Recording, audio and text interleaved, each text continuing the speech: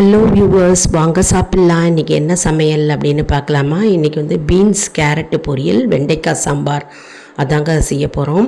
அதாவது இந்த வீடியோ வந்து ரொம்ப யூஸ்ஃபுல்லாக இருக்கும். அதாவது பிகினர்ஸ்க்கு யூஸ்ஃபுல்லாக இருக்கும், நியூலி மேரிட் கப்புள்ஸ்க்கு. சமையல்னால் என்ன அப்படின்னு தெரியாதவங்களுக்கு, மற்றும் வந்து ஒர்க்கிங் விமென் மற்றும் வந்து ஹாஸ்டலில் தங்கியிருக்கிறவங்களுக்கு, படிக்கிறவங்களுக்கு யூஸ்ஃபுல்லாக இருக்கும். வெண்டைக்காவை நம்ம கட் பண்ணிவிட்டு அலம்பிட்டு தண்ணி ஊற்றி மஞ்சத்தூள் போட்டிருக்கோம், உப்பு தேவையான அளவு போட்டிருக்கோம், போட்டுட்டு பெருங்காயம் போட்டிருக்கோம். போட்டுட்டு நம்ம என்ன பண்ணுறோன்னா இதில் வந்து மிளகாத்தூள், அதாவது சமையல் மிளகாய் பொடி போட்டுக்கிறோம்.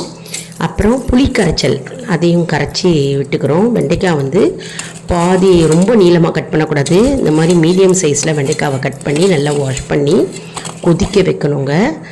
ஸோ மஞ்சப்பொடி, மிளகாய் பொடி, உப்பு போட்டிருக்கோம், பெருங்காயம் போட்டிருக்கோம்.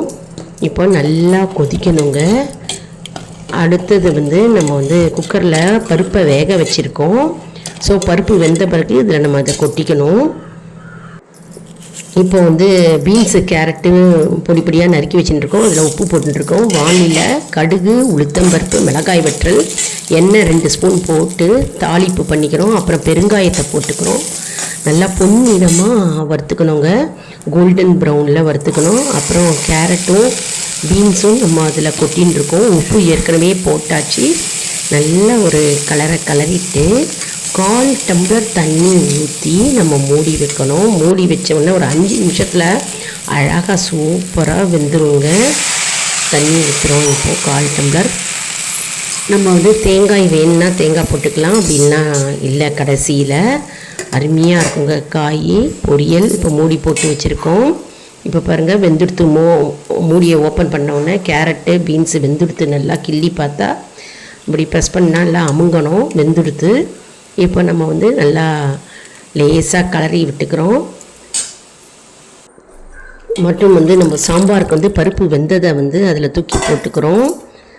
தூக்கி போட்டுட்டு நல்லா ஒரு கொதிக்க வச்சுக்கிறோம். வெந்த பருப்பை போட்டுண்டு கடைசியில். அதுக்கப்புறம் நம்ம வந்து தாளித்து கொட்டுவோம். கடுகு, பெருங்காயம், வெந்தயம், மிளகாய் வற்றல், சீரகம், பெருங்காயத்தை போட்டு தாளித்து கொட்டுருக்கணும். காய்க்கு வந்து தேங்காய் போட்டு நம்ம கலரி கொடுக்குறோம். அவ்வளோதாங்க, நம்மளுடைய அருமையான கேரட் பீன்ஸ் பொரியல் ரெடியாக எடுத்து, வெண்டைக்காய் சாம்பார் மணக்க ரெடியாக எடுத்து நம்ம சாப்பிட வாங்க. ரொம்ப அருமையாக அட்டகாசமாக இருக்குங்க சாம்பார். ட்ரை பண்ணி பாருங்கள். Like, share, subscribe.